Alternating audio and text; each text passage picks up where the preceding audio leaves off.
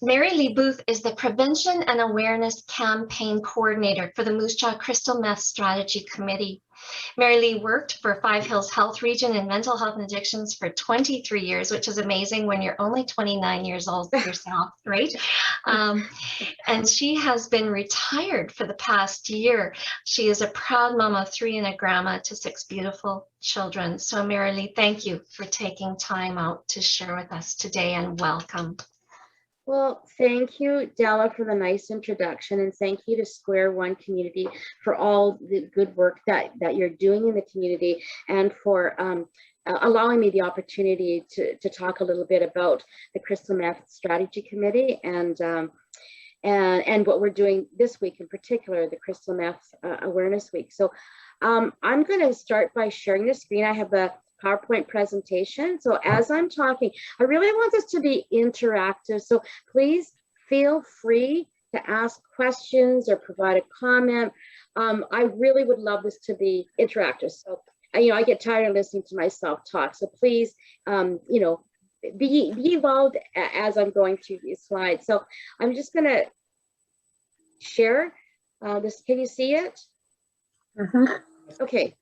Great. So I want to tell you a little bit about the Moose Jaw Crystal Meth Strategy Committee. So probably about 2 years ago, some of the leaders of some of the human service organizations were noticing that there seemed to be increases in the number of people that we were in contact with who were crystal meth affected. And so Moose Jaw Police Services was one of the partners, and they had noticed that there were just more people that they were in contact with who seemed to be in possession of crystal meth or, intoxicated crystal meth. I worked for the Saskatchewan Health Authority at the hospital. So in my experience, we were seeing a couple of things. One of the things that we were seeing is in our emergency department, we were noticing anecdotally that there were more people coming in with a psychosis type symptoms that were related to crystal meth use. And so that was evident. And then the other thing that we noticed, there was an increase in the number of people with the psychosis kind of presentations that were being admitted to our mental health inpatient unit. And so, I'll talk about that a little bit more in the presentation, but those were the things that we noticed in health.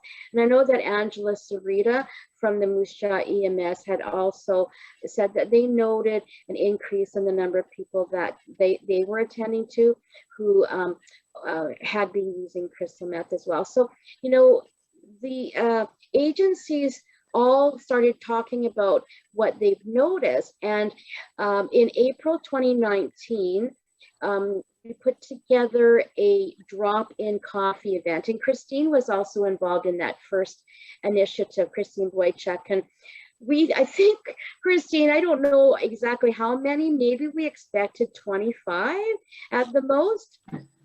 But we had 80 people attend. And so that was amazing because that really demonstrated that there was a high interest and community members as well as agency members were really curious. Okay, so that's how the committee got started, is just after that drop-in coffee event, there was this interest there. And so a piece of paper was sent around where, if you're interested in being a part of the strategy committee, please sign up. So in 2019, the committee did have a few meetings, and they were preparing to do another drop-in coffee event in the spring of 2020. And consequently, well, what happened? COVID happened. And so the work of the committee was really put on pause for most of 2020. And during the end of that year, some of the leaders of the committee had applied for some grant funds through the crime forfeiture funds, as well as the community initiatives funds. And so they did have some money set aside for specifically for prevention and public awareness kind of activities. And so they just decided that 2021 would be the year to do the prevention and awareness campaign. So who are we? We are a number of human service organizations and individuals, some individuals that are so valuable because they have the lived experience. They are our consultants, and we are working together this year to inform Moose-Jaw area community about the dangers of crystal methamphetamine. So what is crystal methamphetamine? Number one, it is illegal. It is human made, so by no means is it organic in any way. It's not from a plant. We'll get into later about what it's made out of. And it is highly addictive. So you'll hear more about that as the presentation goes on. But crystal meth has a number of different names. So you'll see on this slide that there are a number of different ways that it is referred to. And you can see that it comes in many different kind of appearances. So this first picture, it looks so pretty because it looks so clear and so pure. And then the next picture, it looks a little bit gray and it looks a little bit gravelly, not maybe as pretty, or it can come in powder form. In whatever way it looks, you cannot tell by how it looks of its purity or potency. And of course, kind of goes without saying that crystal meth use impacts not only the individual who's impacted, but their families as well.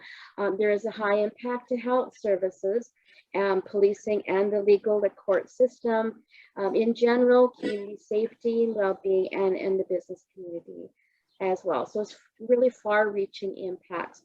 So why are we worried?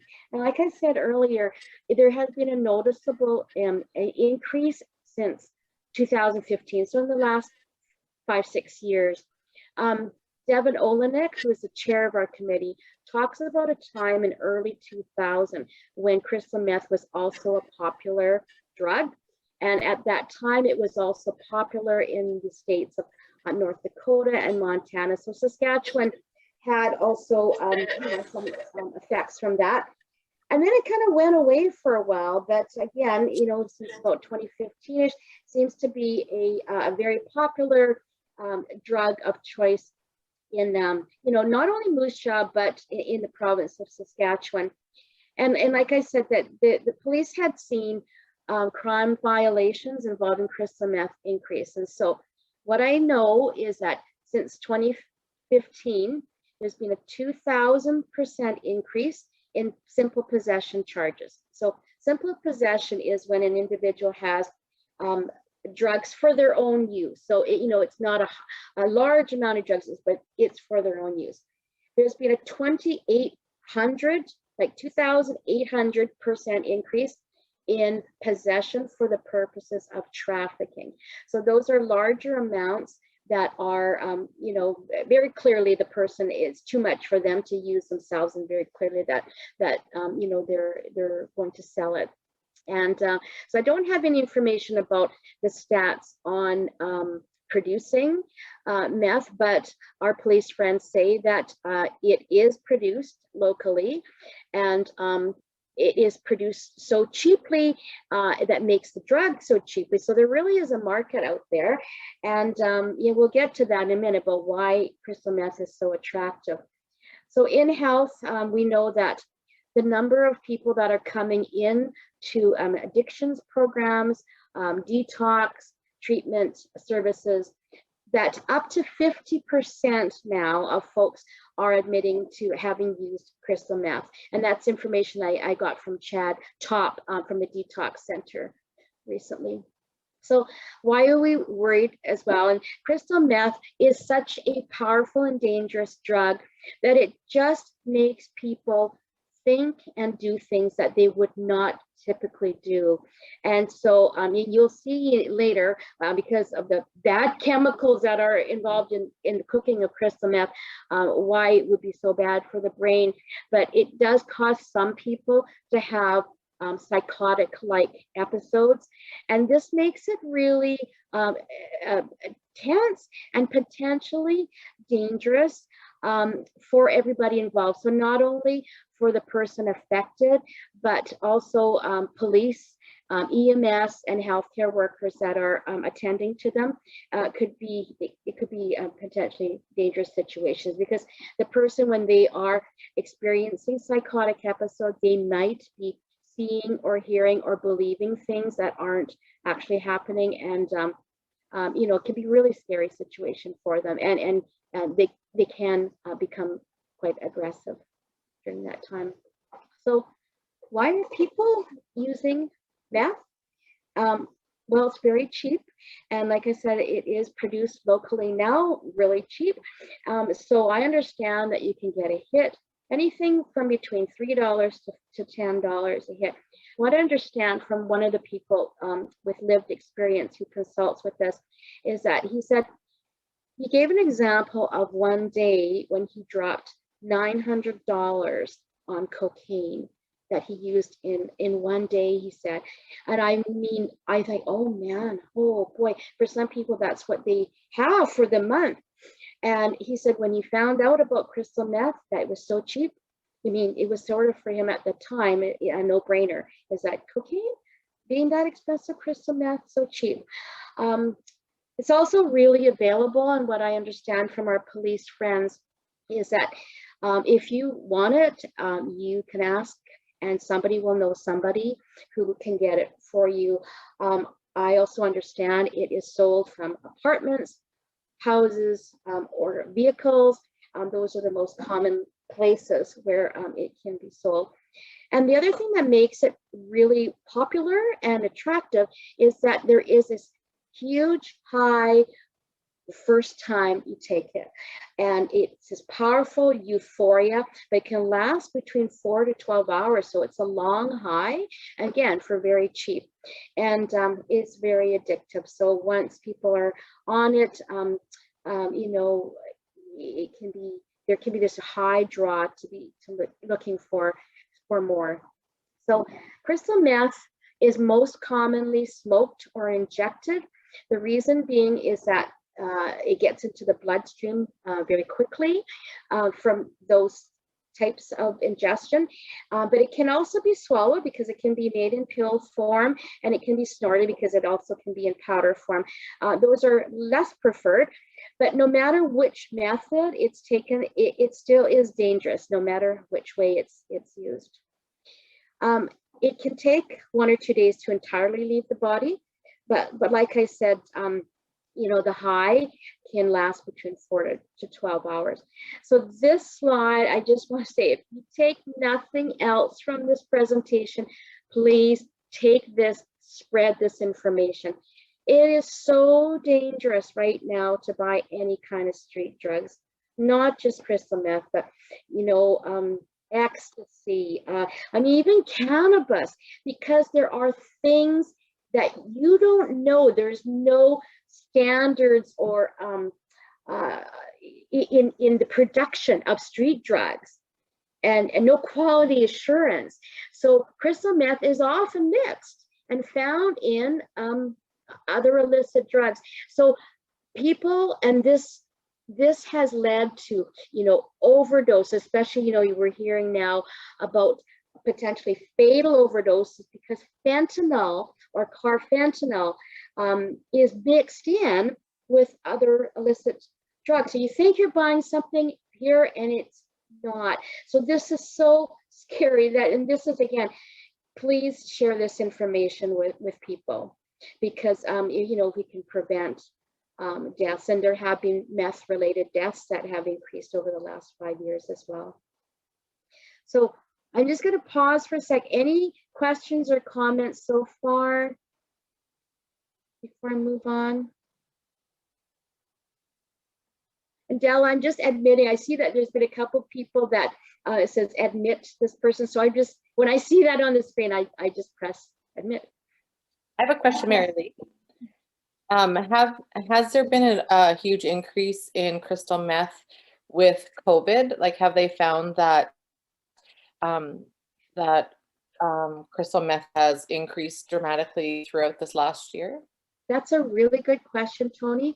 And I'll tell you what I understand from our local police is that meth has continued to increase, whether it's related to COVID or not. But I got to tell you a story because I do have a friend who works in the youth secure detox unit at the Regina General Hospital. So what she has told me, I mean, this is COVID related. She said they are seeing youth that are coming in who wouldn't have previously taken crystal meth, but because these are kids that were previously on sports teams. So she said there's football team players, mostly boys, she said, but they were football players and hockey players. And she said they have gotten into meth. And it is related to COVID because they cannot do the sports and the team sports that were keeping them from drug use. So that's what I understand. And again, that piece is anecdotal, but I'm sure that, you know, when COVID is all over, there are so many secondary impacts. You know, one that we have heard too is that people who are on a wait list for, let's say, heart surgery, cardiac surgery, and there are people that have passed on being on the wait list because of, you know, cancellations and surgery. I'm sure there are more stories of the secondary impacts of COVID that are yet to come out. And we all know about the mental health. We expect, you know, that would be the pandemic after the pandemic. So anyway, I can't answer your question entirely, but, you know, I just wanted to, that was a good opportunity to tell you about the youth detox story. Thank you. No, that's good. Thanks. So anything else before I move on? I will move on. So what is meth made out of? So it's interesting because when you see all the different ingredients, you'll say, well, I got that in my house. They are common household ingredients. I mean, the main ingredients are, the ingredients are found in cold medication. So who doesn't have that in their medicine cabinet? So, all right, this is interesting because this again is the Moose Jaw Police Services are saying they used to see that meth was brought in, made in clandestine labs, more in California and Mexico. And it was really a lot of the, what do you call it, organized crime that were bringing it in. And they say, no more. I mean, not that's not in place, but more now is the locally made stuff in people's kitchens. And in fact, I hear from one of our detectives that it can be made out of the trunk of a car, and who would ever think that? But so, okay, cold medicine. But you know, when you think of the other things that crystal meth, that are cooked in crystal meth, battery acid, Drano, paint thinner, acetone, antifreeze, these things are not meant to be consumed by the human body. So, you know, that's pretty scary. Okay, this is what I understand too. I've not checked it out, and nor do I want to, but if you go online, apparently you can find different recipes for meth, and they are simple recipes. So they say if you know how to follow a recipe to make a chocolate cake or any cake, you can also make meth. So it's that simple, apparently. So that's kind of a scary thing, and made so cheaply that not only are the ingredients cheap, but that makes the drug cheap. So, you know, there is kind of a local market of who can sell their drugs cheaply. And the process of cooking meth is also very volatile. So it can be explosive. It can produce many toxic fumes and chemicals. And many people have seen Breaking Bad. So, you know, Walter White wears that mask. There you can see this guy in this slide too, same thing, because they don't want to ingest the toxic fumes while they're busy cooking their product. But yeah, so I guess crystal meth can be cooked pretty much anywhere. So there are two chemicals dopamine and norepinephrine that are just made naturally in our brain. Okay, so that happens when you take part in things that make you happy. Like I was saying earlier, what makes me happy is walking outside in the sun, being in nature. Okay, so my brain is naturally producing dopamine, makes me happy. And so those are the kind of things that just occur.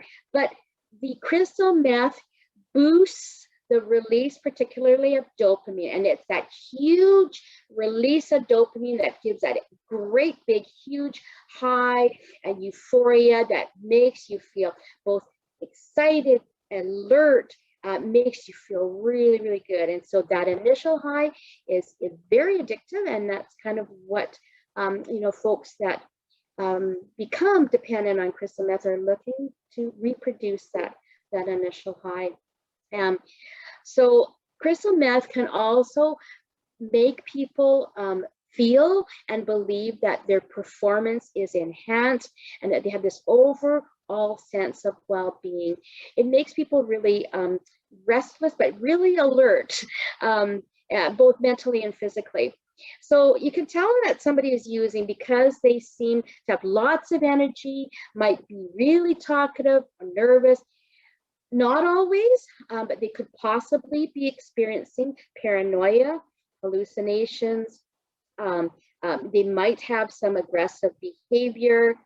They might have some skin sores. I'll get to that in the next slide. And maybe just taking more risk because of that feeling of well-being. It's almost like I can do anything while on this drug. And the more pronounced symptom is that there is sleep disturbance because this drug is a stimulant. So it can keep, when you're on a binge, it can keep you up for like 3 or 4 days. And then your body just can't keep, your body not meant to stay up for 3 or 4 days. And so it has a crash. And then, folks can sleep for a couple of days, a day or two. And then at that point is the cravings again to get the high again.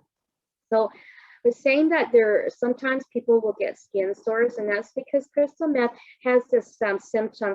It's called meth mites. It's just a belief that there's bugs crawling under the skin. And so some individuals who have that symptom may pick and scratch, which leads to sores on their arms or hands or their face. And so more long-term use can lead to real drastic weight loss. And, another one of our people who consults with us had said that when he was on meth, it took only like a month and a half before he lost about 50 pounds.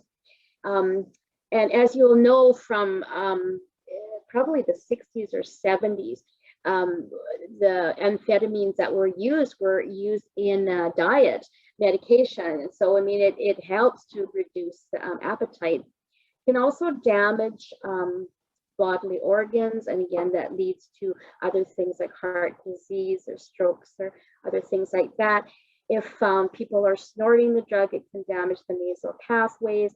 There can be sores, abscesses, cellulitis, or other infections from the picking on the skin. And in worst cases, could lead to both a short-term and a longer-term psychosis. And for some people, the psychosis might be as long as the crystal meth intoxication, but unfortunately, this does change brain chemistry. And for some people, it can be more of a long-term mental health issue for the long term, and maybe permanently. Another thing that happens for long-term use is called meth mouth, because the drug decreases the saliva in the mouth, so bacteria grows quickly, and teeth can get stained and cavities can grow quickly, and so that is another more long-term effect. And other things that are more social effects and financial effects are the relationship that get impacted and destroyed with family and friends. And for folks that are working or going to school, there can be a quick spiral into losing job or getting kicked out of school. And It can lead, doesn't always, but can lead to real serious financial problems that lead to homelessness. And when a person is really, really entrenched in their addiction, there can be some legal involvements and criminal activities. Sometimes people get into criminal activities to support their addiction, and then of course, the police and courts get involved. And more long-term use can have long-lasting, maybe permanent damage to the brain in terms of memory and emotion as well. And so what we know about, it's not just crystal meth, but addictions to substances, that there is a tolerance. And so it's this kind of trying to chase that initial real big high. And so using more and more, there is less pleasure from the high, and the body then needs the drug just to stay normal, just to feel normal. And so in that case, there really clearly is a physical and a psychological addiction at that time. And so I listed here a number of symptoms of a crystal meth overdose. So when you look at these symptoms, like if you see somebody and they have, say, chest pain, or they are having a seizure, or they're really hot and flushed, you would typically kind of stop and say, you know what, maybe we need to call 911 or get some medical help. So that is, given, and because methamphetamine overdose can lead to toxicity, which is a medical emergency. So this is, again, it is a given. Phone 911 if you see somebody experiencing these kind of symptoms. But I want to talk to you guys about the other things to know if it is somebody who is crystal meth intoxicated and having an overdose. And like I said earlier, crystal meth affects the thinking, and so the person may be really experiencing a very scary situation and thinking things that are not happening. There could be paranoia, there could be delusions, there could be hallucinations. And that's a really scary thing. And that can make the person act aggressively and in short, we may be quite unpredictable. So what you want to do in that case is just really make the environment as calm as possible. If there are others around, because anytime that there's a medical emergency for whatever reason, people feel that they need to kind of be there and watch it all. You really want to ask people, please step aside and let's try to reduce the stimulation as much as possible, because the person is probably really scared. So we really want to make it as calm as possible. If you know the person, call them by name and let them know help is on its way. So this isn't the time to be asking questions or arguing with the person. In fact, the person might be arguing. They might be argumentative or maybe even very provocative, but try to just listen and respond calmly. If you know their name, just say, Mary Lee, you're going to be okay. I've called for help. Help is coming soon. And just try to keep it as quiet as possible, because as I said, the more stimulation, the more scary it can become, and the more volatile or dangerous for everybody, not only the individual, but also, the police and EMS as well. So going back to the legal status, that this drug is illegal, no ifs, ands, or buts. So possession of it, possession for the purposes of trafficking, importing, exporting, producing, these are all illegal activities, and they are punishable by criminal sanctions. So, we know that the police are involved. We know that healthcare workers are involved. We know that EMS is involved in both attending to and protecting, the affected people. But how can community members help? So, we just say, if you see something, say something, because really trying to intervene, helping the police to intervene. They really do need eyes and ears out there. They really do depend on intel from community members. Sometimes, I mean, if you see that there's homes or apartments that have frequent visitors coming in and out, if their curtains are always drawn or their windows are covered at all times, if there are, you know, unusual chemical smells or different kinds of trash in the yards or in the community, let the police know. And they may or may not respond to that particular report, but we don't know. It could be a puzzle piece. We don't know how much information the police already have, and that piece of information that you have just might be what they need to make a stronger case. And just, again, it is really about protection of the community to all kind of be a part of keeping an eye and ears open. And we do know that neighborhoods that are clean from litter and disrepair, that are well lit, are safer neighborhoods.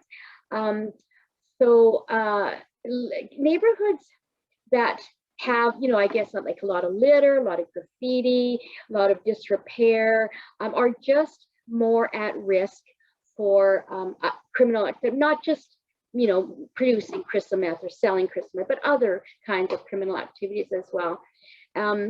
And so you want to get to know your neighbors, and if you see something, you know, let your neighbors know and ask them to let you know as well. When you're away from home, get a neighbor to kind of keep a watch over your place. And yeah, so those are kind of some things that community members can do to kind of keep their own neighborhoods and the community safe. So the best thing to do is call the main line at Moose Jaw Police Services, or RCMP if you're in the rural areas, and report what you see, what you hear. But if you feel like you would rather be anonymous, you can call Crime Stoppers, or use that free Crime Stopper app called P3 Tips and leave the information. The police sometimes want to interview people, get more information or clarify information, and that sometimes is hard to do if it's anonymous, but you know, still the Crime Stoppers is definitely helpful to the police. So any questions yet or comments so far before I go on to the next?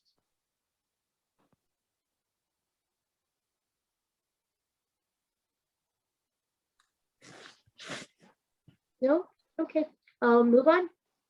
So I really want to kind of make sure that in this presentation, we remember that people who become dependent on substance, there's reasons for it, and there are links to past trauma.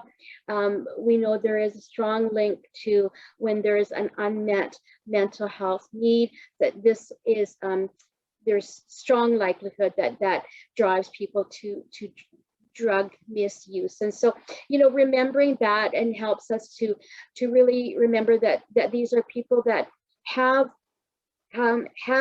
things that are hurting them, and drugs are a way of coping with overwhelming emotions. So crystal meth, the drug, is an enemy. Crystal meth is really, really bad.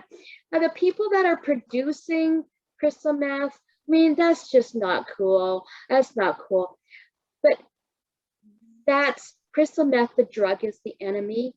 The drug is the villain, and not the person taking it. And the person that is taking it is a victim to that drug. That drug changes brain chemistry, and it really, so this helps us to understand that the people, they would not be thinking in this way or doing these things, and nobody wakes up in the morning and says, I'm going to take crystal meth, I'm going to change my whole life and lose a bunch of stuff. Nobody plans to do that. So, you know, it's just really good for us to, you know, keep that in mind when we're talking about crystal meth. And addictions is a health issue. It becomes a criminal issue because when people get so entrenched in the addiction, they are doing things that they are resorting to that they would not have chosen to do previously. But addictions is a health issue. It's not a criminal issue. And there is hope. So we really want to end on that positive note that crystal meth addiction is treatable. It's a tough addiction, but there is help out there. And you know, Meagan, when she comes on, we'll be able to tell you more about that. So locally, there's physicians, nurse practitioners, helpline, 811 or online. Mental health and addictions is available at the regional hospital, the detox center. And for people that are using both meth or other drugs, we want to make sure that they are using safely. So the harm reduction program at Crescent View Clinic has a needle exchange program and access to safe smoking supplies. So we want people to be aware of that as well. We are on social media, so please follow us on Facebook and Instagram. So if you have any, if you have a group that you'd like this presentation to, please feel free to email me or call me, and I'm happy to do this presentation for your group. We want to also thank the Community Initiatives Fund and the Crime Forfeiture Grant to help fund this prevention and awareness campaign this year. I'm very happy to share these slides with you. And in fact, what I'll do after this is I will give Della a copy of these slides as well as a feedback form for you folks. And please share this information with the people you care about or other groups. And that's really what this is all about. Marilee, thank you so much. What a wealth of information, and it's what every single person needs to hear. So I thank you for the passion you do this with, and all the you are the perfect balance of all the skill set and personality needed for this to happen. So I thank you so much for doing this, and I love that you say there is hope. And that's the best segue into introducing Meagan, because she is like a beacon of hope here today for us. And I want to introduce Meagan. What a privilege. She is, as we said earlier, a superstar right now, being on social media and the wider media, being the voice, courageously sharing her journey and her lived experience.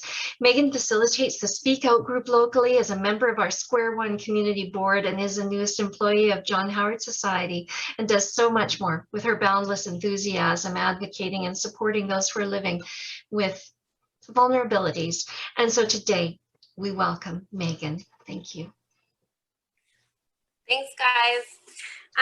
So I'm Meagan. I'm an addict. Some of you guys know me, some don't, but I have some family here. It's cool to see you guys. So I guess my biggest thing, I want to thank Mary Lee, because yeah, I love that presentation. I love the initiative that, you know, the crystal meth strategy is putting out there, because it's about time, right? Like, it's about time we start talking about it. So I'm an addict. You know, I guess my biggest thing to say is that a lot of time when you think of an addict, or you think of the homeless guy, or, you know, you don't picture me, right? Like, you're not going to picture like, I grew up in such a good family. I was really blessed. You know, we were middle class. There's no addiction in my family. Nobody's ever been to jail. You know, everyone's graduated high school, and, you know, and went on to have these great professions. And, then there was me, and I was the first. And, you know, I had a really sheltered, like, youth, like in elementary school. My favorite thing to do, I was very family orientated as a child, like, huge family. I knew my third cousins. I know my grandma's sister's here today. So, like, you know, I had a big family, and I was very in touch with that. And, you know, when I went from elementary school, I was in Catholic school system. And when I went to high school, it was like I was playing soccer, and I was getting good grades, and I was trying to fit in. you know, just trying to fit in. It was a huge school. So I went from a class of 30 to this school with over 1,000 kids and trying to find who I was. And, you know, I think it was my first week there, I was offered cigarettes. So I started smoking cigarettes. Then I was offered marijuana, started smoking marijuana, started to drink on the weekends. And then I was introduced to ecstasy halfway through grade 9. I love that drug. That drug had me, right? Mary Lee was talking about somebody being addicted to cocaine and it being so expensive.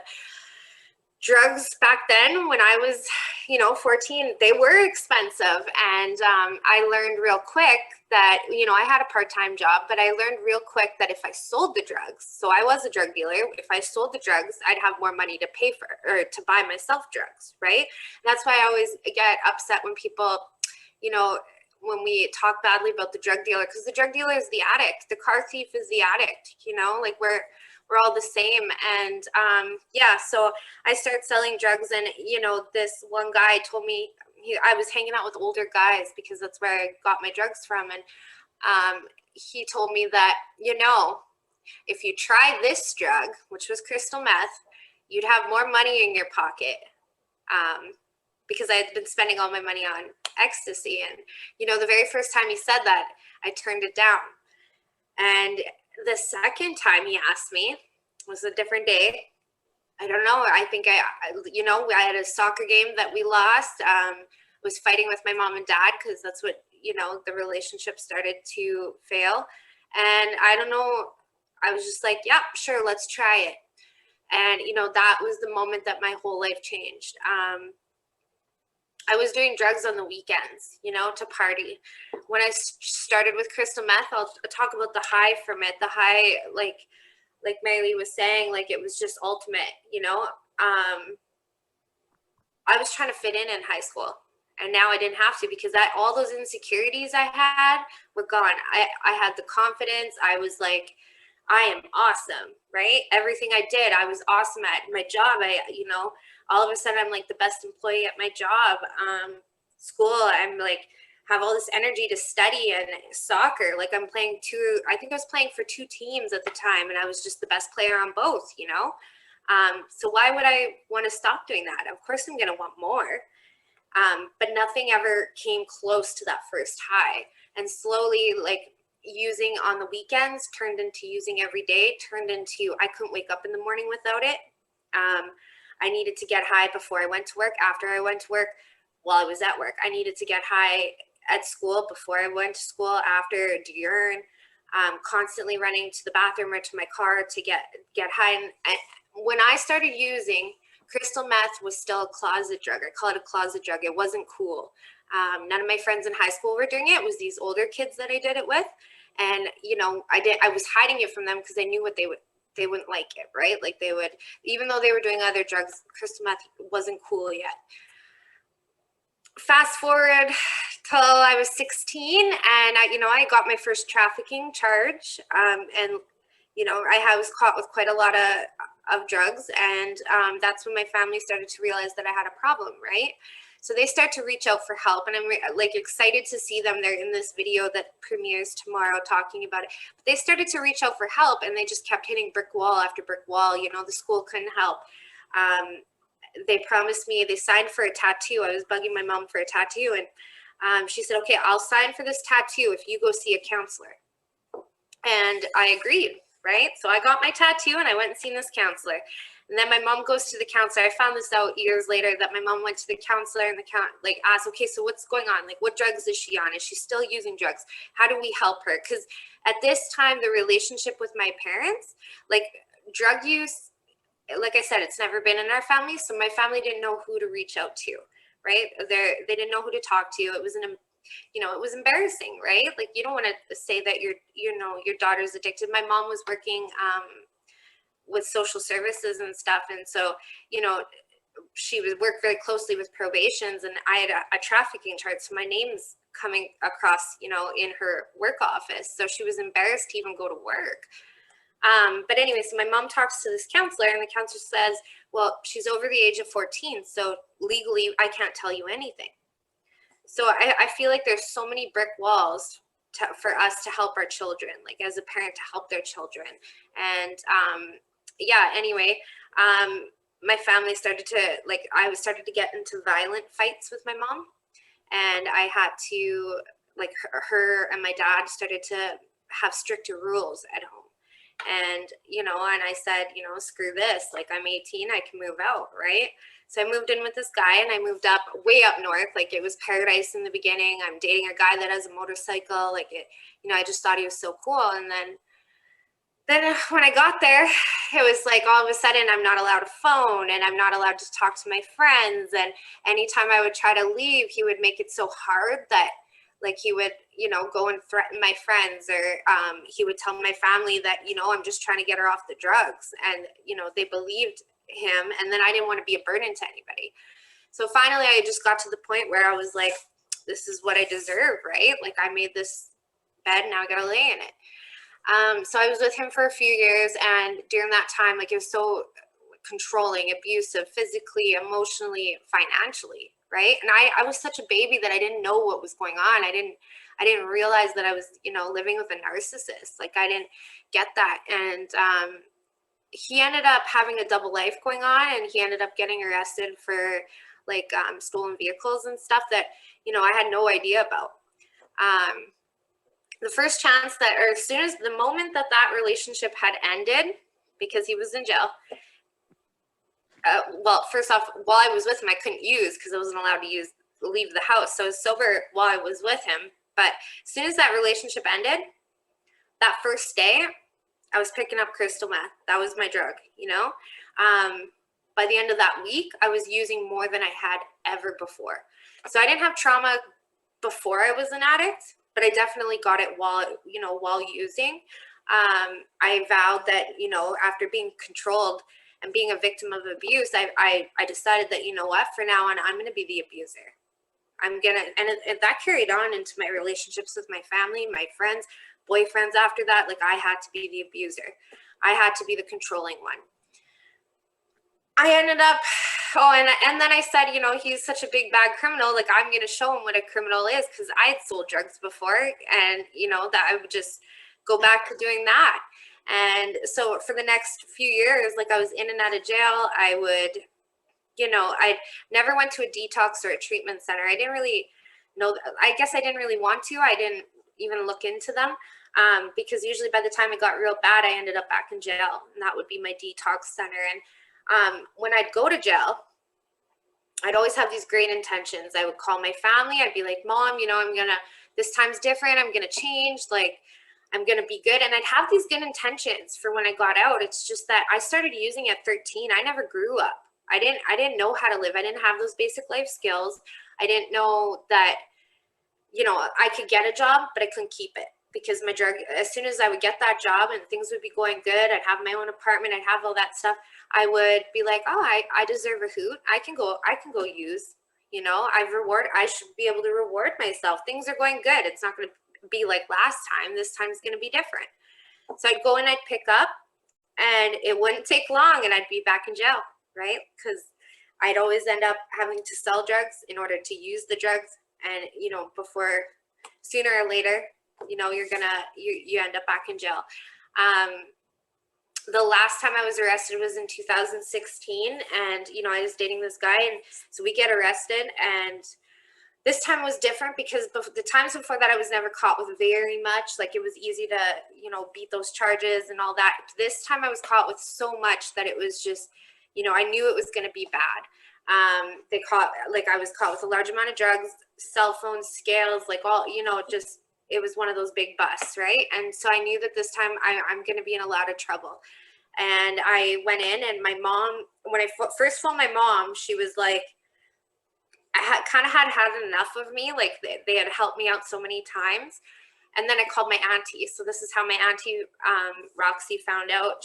I called her for help, and she ended up talking to my mom, and then they came up with this agreement that I could be released, but I have to, they'll pay for the lawyer and the bail and all that stuff. So it was like, I think close to like 15 grand, like for my lawyer and my bail, and paying off my vehicle. And one of the things with the courts was that I lived at my auntie's house. Well, that only lasted 2 weeks. Even though I had those good intentions, I couldn't follow direction from somebody else. I couldn't, and no, even though she wanted to love and help, I didn't know how to take that help. So anyway, so I end up taking off from there, and I end up running away to Edmonton. I went out to Alberta because that's where my boyfriend that was still incarcerated was from. And he said he's a gang member, and he said, you know, you go live with my friends out there, and they'll take care of you. And I got there, and I realized real quick that, you know, their take care of me was me make them money. And I didn't want to be controlled, especially by men. Like, that was, I had vowed that that would never happen. So I took off from them. And when I was in Saskatchewan doing my thing, like, you know, I had friends. I could show up at my mom and dad's house for a week to sleep. You know, I could, if I was hungry, I could call for money. But at this point, like, I had exhausted every resource. Like, I'm in Alberta where I don't know anybody. When I came up there, I had no ID. Like, I didn't bring my wallet. So I couldn't even apply for social assistance or anything like that because I didn't have a bank card. I didn't have a health card. I didn't have photo ID. I was one of the people that fell through the cracks. So I was living on the streets. I'd end up in shelters, but you know, those are only so long, right? Like, one was a 30-day one was a 20-day. One, you had to show up at a certain time or you don't get a bed. So I'm on the streets and, you know, just doing whatever I can to survive. I had prior to that sold drugs to get my drug of choice. Now I'm stealing. I'm doing things that I said, like I had lines that I said I would never cross, and now I'm crossing them. Like, I'm stealing from whoever, you know, the little old lady that I said I would never do. Stealing from cars that have car seats in them, knowing that there's little kids. So it's just that you have these morals, and that drug just takes over.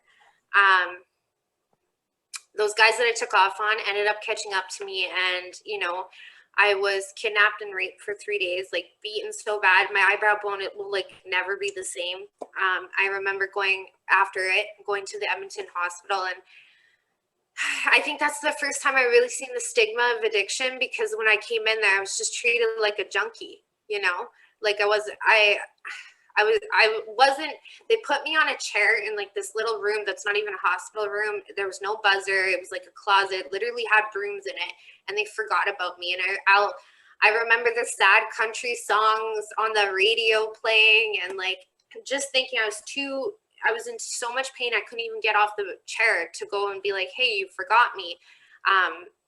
You know, so today when I think about, like, hey, maybe I'm doing really good. Maybe I can have a use. Maybe I can go use.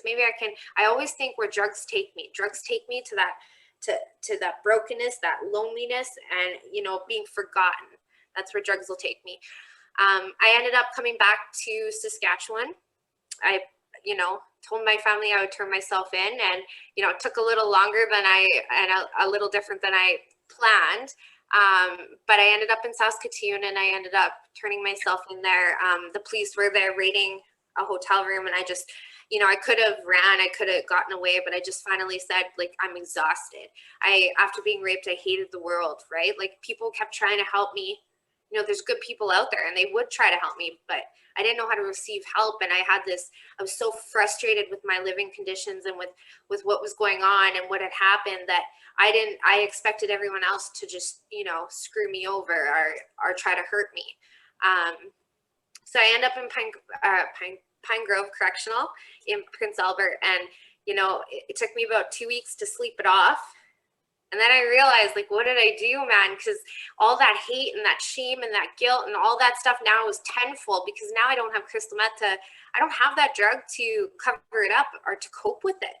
So now I'm feeling feelings I never felt before. Like, I was suicidal before I went to jail. Now I'm like 10 times suicidal, like, just trying, and there's no way to do it in jail. For me, I couldn't find a way. I ended up, I know that we're almost at 1 o'clock, so I'm going to try to wrap it up, but I ended up talking to an elder in jail. And I went to her and I said, you know, my God, he put me through hell. Like, he did this. He doesn't give a shit about me. I don't even think he exists. And I asked her if I could switch religions. And she kind of laughed at me, and she said, you know, because I went on this spiel, told my story, and she said, you know, if you believe in him so much, he obviously exists. And she told me to stop focusing on who I'm praying to, because it could be creator, it could be God, it doesn't matter. she told me to start focusing on what I'm praying for. And at that time, I'm praying to get out of jail, right? I'm praying, and she told me that, you know, you're going to get out of jail. Whether it's in 5 years, 2 years, or tomorrow, you're going to get out. She said to, you know, why don't you pray for the tools to change so that you don't end up back here, right? And like, that woman saved my life. Truly believe she saved my life, because I went back to my unit that day. I wasn't scheduled for court the next day, and I just got on my knees, and it was like, you know, it was like my real Jesus take the wheel moment, because for the first time in my life, I admitted I needed help. And I surrendered, and I said, you know, I don't know who you are that I'm praying to, but I just need help, right? I was crying. I was like, you know, when you cry so hard that your neck hurts and your eyes hurt and, and you're puffy, and that was me.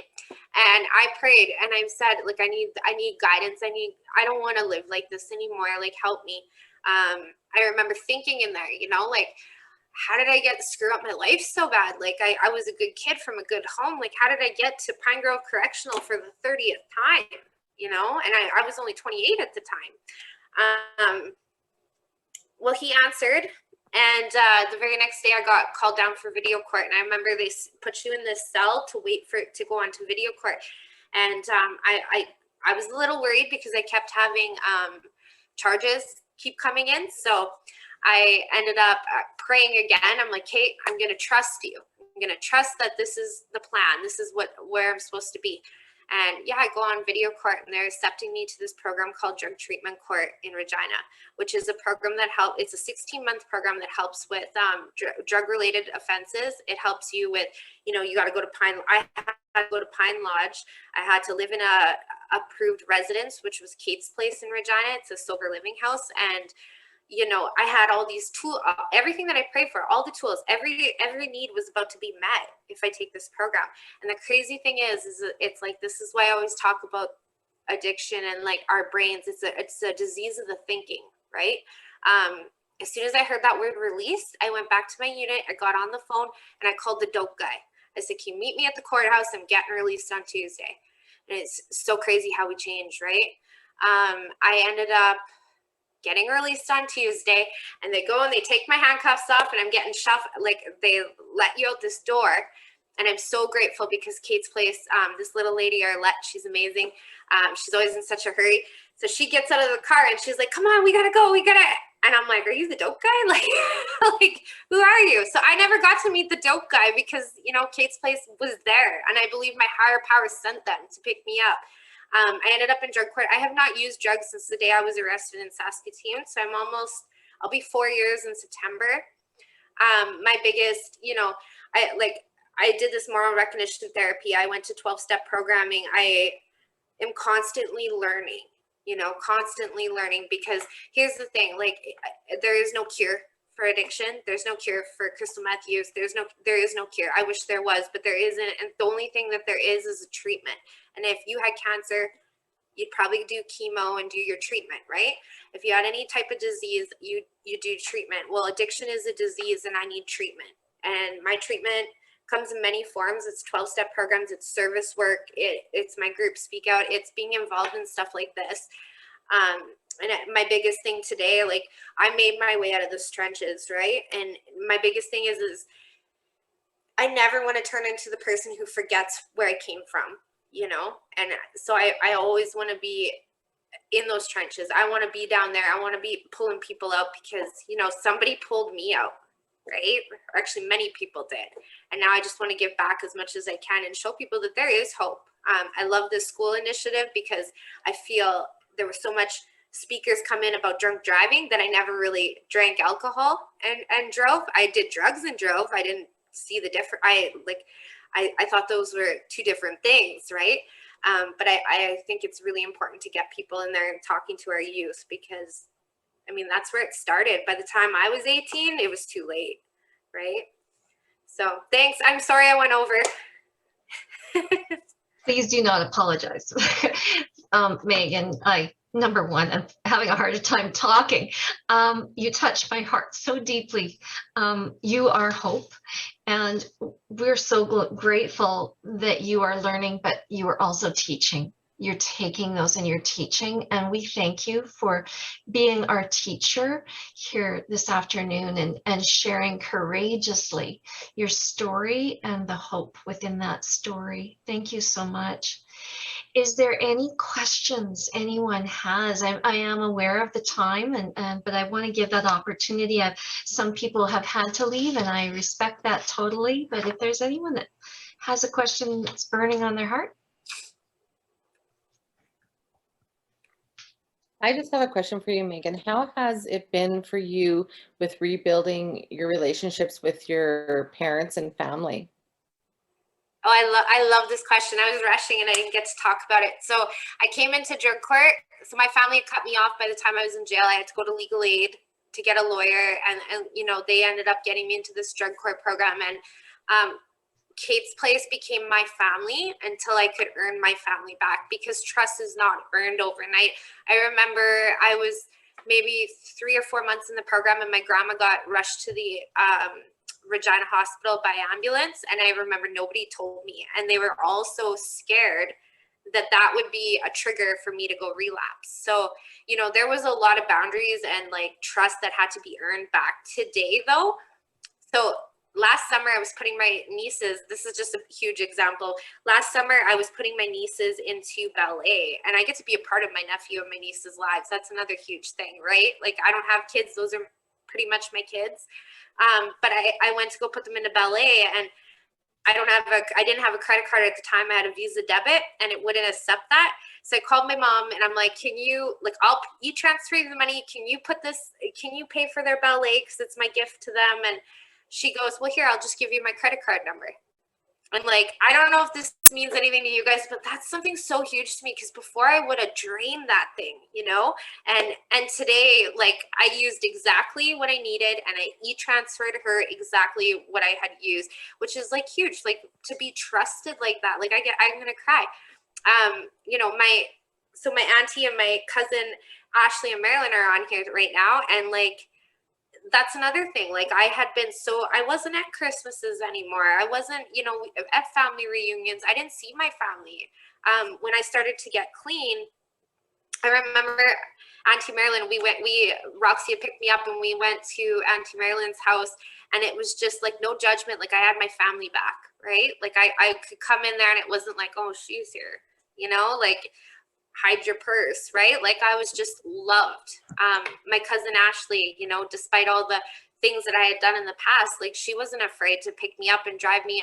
My track 3 plan was to go to university, and you know, that they weren't afraid to pick me up and give me rides to university. Like, they just to have my family back is just amazing. And it's like, I always tell people that have nobody anymore, I'm like, man, you can earn people back. And I mean, if you can't, you're going to meet new people, because in the programs that I go to, the 12-step program, like, those guys are my family. Kate's Place is still like a mom, like, those women that work there, they're still like moms to me. Drug court will always be like family. So yeah, I go overboard. It's wonderful. It's wonderful. Thank you. Great question, Tony. And thank you, Meagan, for your answer. Any other questions, comments? I'm Ashley, and I'm Meagan's cousin. And we've only started learning about her actual story the last little bit, and we're just so happy to have her back. I love you. Okay. Thank you, Ashley, for that. Now I'm gonna cry. Yeah, we all are, Meg. I think. Sorry, my face has been red all through the whole talk. I don't want it's a lot to take in. I love you. That's awesome. We're just happy to have her back. I guess so. Everyone, I just want to highlight our next Lunch and Learn. And that's going to be on July the 8th. So 1 month in the date from today, but it's on a Thursday. And this is actually going to be entitled The Over-Incarceration of Women, Young Mothers, Aboriginal Women. We need to do what we need to do to support early prevention and intervention. And it is with Sue Delaney, who is from Saskatoon and retired from EFRI. And she is a very close friend of one of our members on the Square One community, and she's so graciously offered to share her wisdom and insight. So really excited for that. So just wanted to highlight that, and I will send out all the information to you by email. Thank you so much. And I'm going to share a final blessing, and that is, may the blessings of this day radiate through your smile, be helpful through your hands, and shine through your heart. And I'm crying because that's what Meagan did today. Oh my gosh. I'm reading it going, well, that's Meagan. So thank you, everyone, and blessings to you all. Bye now.